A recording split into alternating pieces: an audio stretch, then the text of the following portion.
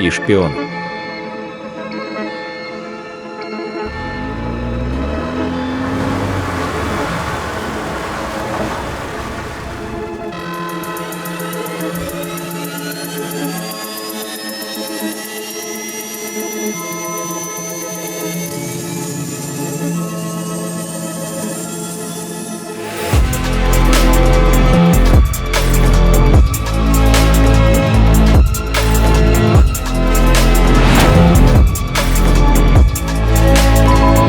Разрешение на запуск оружия.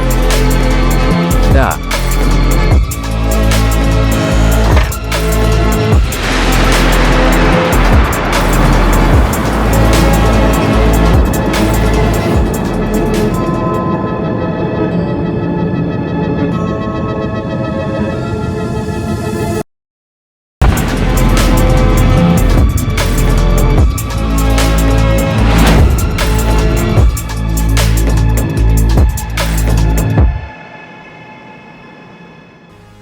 The year was 1967. The Cold War was at risk of becoming a nuclear conflict. Both superpowers, the USA and the USSR, were in an arms race to determine who would lead the world in the coming years.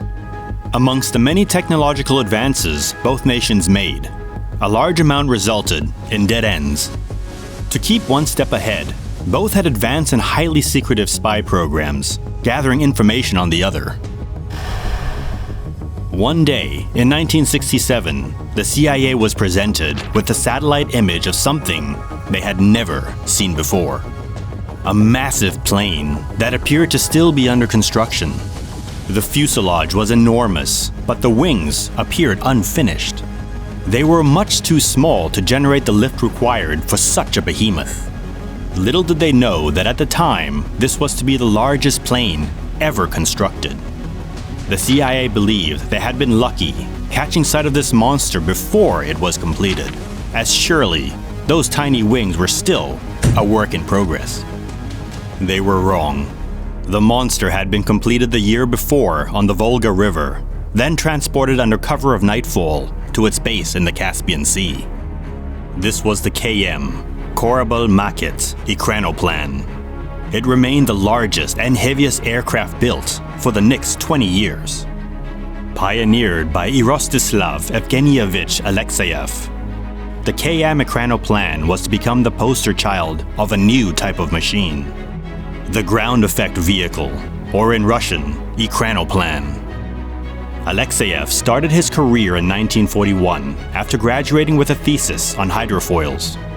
He soon after was to begin shipbuilding design, but the entry of the USSR into World War II meant he was instead building tanks. Midway through the Second World War, he was relocated to where his abilities would truly shine, the Soviet Navy. Partially due to the advancements he made, the Soviet Union took on a key interest in hydrofoils and ground effect vehicles. By 1962, Alexeyev was working at the Central Hydrofoil Design Bureau.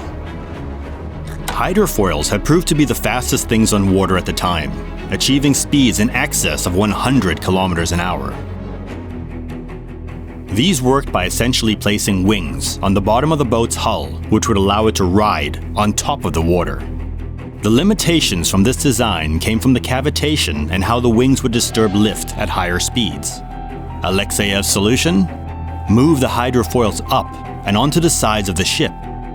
Now, they would not experience the issues they previously had with water disturbance. Airplane engines replaced the props and were moved in front of the wings to help generate lift. Instead of cruising on top of the water, the ship was now flying just above it. Airplane engineers at the time had noticed a strange occurrence that only seemed to happen when they were about to land. As the planes approached the ground, a cushion of air seemed to form between the plane and the ground, essentially resisting the pilot's attempt to land. This was overcome by reducing power, but the question remained, could this air cushion be somehow utilized? This was the ground effect. What most people believe to be an air cushion is actually reduced lift-dependent drag. When a wing is moving through the air, pressure below the wing increases, while pressure above decreases until it reaches the wingtip. Here, Vortices are created, which is one of the major causes of lift-induced drag that the plane must overcome. The larger the wing, the less drag per unit of lift, therefore increasing efficiency.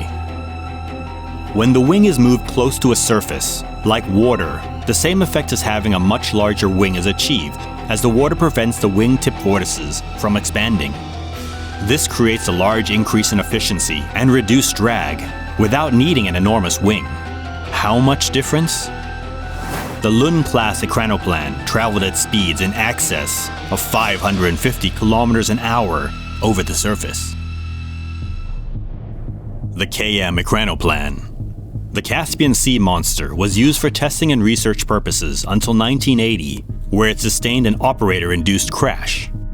It was abandoned and left to sink to the bottom of the sea a week later. Though it was a waste for such a beast to have been left to a watery grave, Alexeyev had already moved on to far more dangerous designs. The LUN class, Harrier in Russian, Project 903, MD-160 Ekranoplan was born and became active in 1987.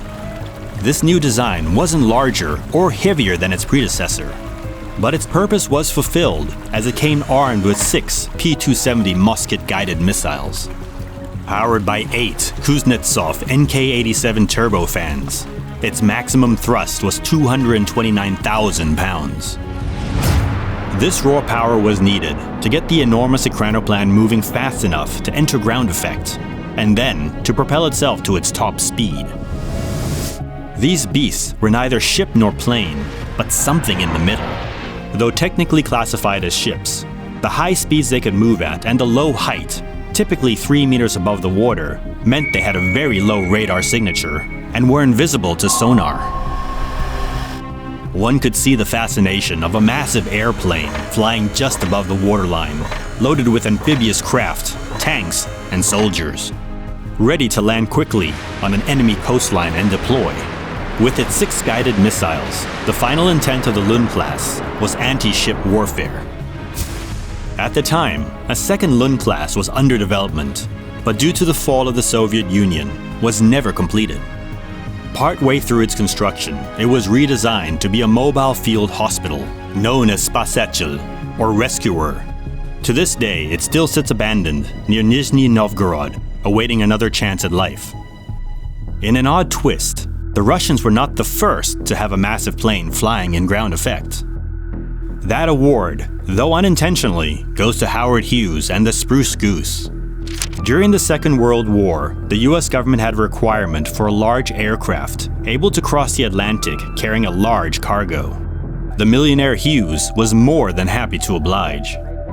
Though the Spruce Goose never served its intended purpose, its sole flight in November 1942 flew in ground effect.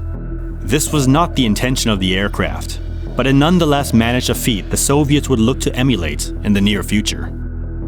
You have to control all the time. At the same time that Alexeyev was designing his Ekranoplans, a German engineer in America was working on his own ground effect machines in parallel. Alexander Lippisch built a few prototype ground effect vehicles, which showed early potential and even had the West German government interested. However, in the end it was a dead end, and Lippisch moved on to VTOL aircraft. Though the Ekranoplan showed massive potential, and in fact succeeded in many of its goals, it was relegated to a memory. Though able to attain enormous speeds, it was just as difficult to pilot.